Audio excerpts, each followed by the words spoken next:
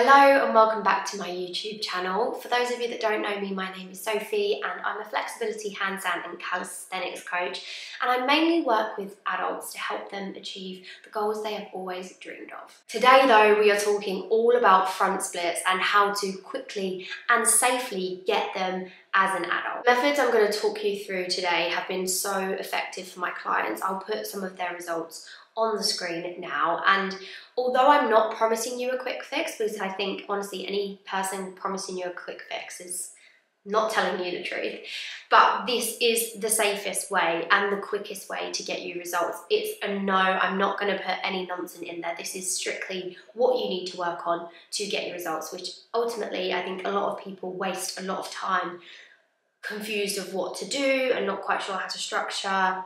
None of that here. You're going to get the right information and you will be on your way. So let's break down the front splits. Essentially, to have good front splits, you need to have impressive hip flexion and you need to have a decent amount of hip extension. So what that means is your ability to lift your leg in front of you and your ability to have your leg behind you. Now there are different muscles involved in each. To lift your leg in front of you to 90 degrees involves strength from the hip flexors and the quads, and it also involves your hamstrings to relax and lengthen.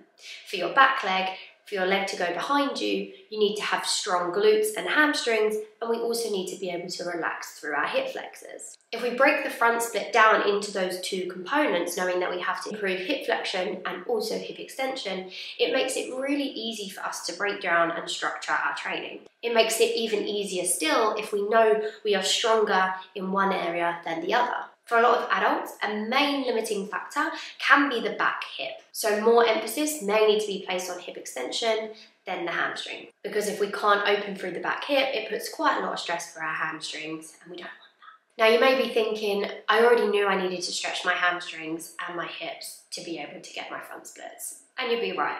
However, we're talking about more than just static passive stretching here. I'm the biggest advocate for static passive stretching and it does form a big component of this training. However, as adults, trying to get into these real extended ranges of motion, we have to treat our training differently to when we were a kid. Rather than just trying to force ourselves into these end range positions and our body constantly resisting, we take a different approach. That approach is strengthening our muscles through the entire range of motion.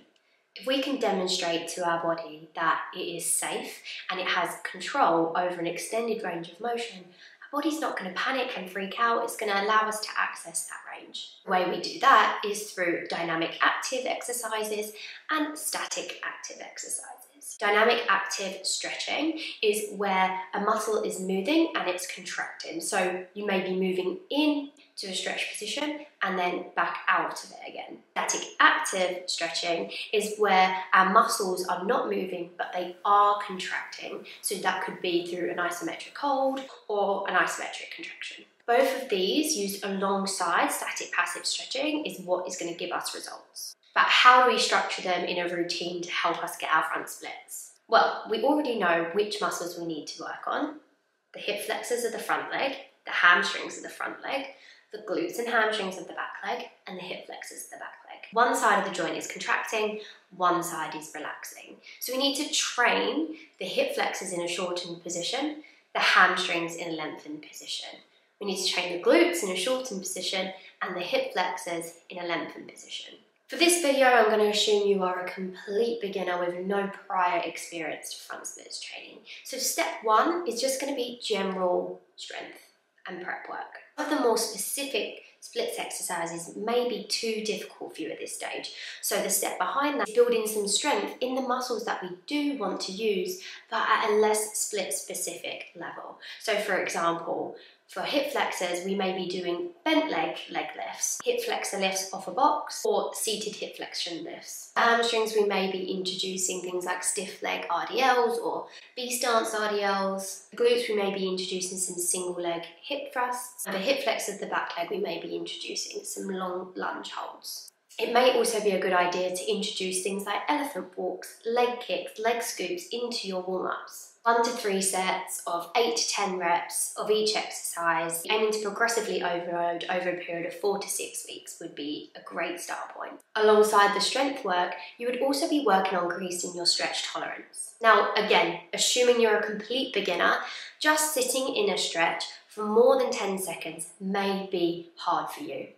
And to be able to do front splits, we need to have a lot higher ability tolerance to stretch. Although we wouldn't be doing splits focused exercises, you may take half kneeling hamstring stretches, forward fold work, long lunges, couch stretches to help get your hip flexors and hamstrings used to being in higher intensity stretched positions. I encourage my clients to view a high intensity stretch as at the point that they are starting to get uncomfortable. The stage is about increasing your stretch tolerance, so that may be that you can only tolerate 1 set of 30 seconds in each stretch, but over the weeks you would gradually look to improve this to 2 sets and then 3 sets of each stretch. So let's move on to the second stage, which would be more specific strength acquisition.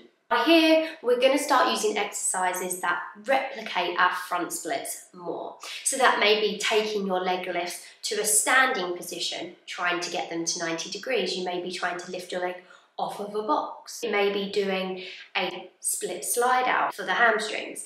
It may be holding a really long lunge or some hip extension lifts for the back leg. We're still developing strength, but we're developing it in a much more specific position for the front splits. I'm not going to put an exact time frame here as it's going to be very, very individual for every person, but benchmarks to aim for would be able to stand upright, lift your leg and hold for 30 seconds, and be able to hold an extended long lunge for 30 to 60 seconds. Eccentric work like split slides becomes really vital here as we can start to manipulate the stretch reflex, get it to fire much later into the range of motion. It also gives us great active control over our end ranges. At this point, we also may want to start including some split holds in our training.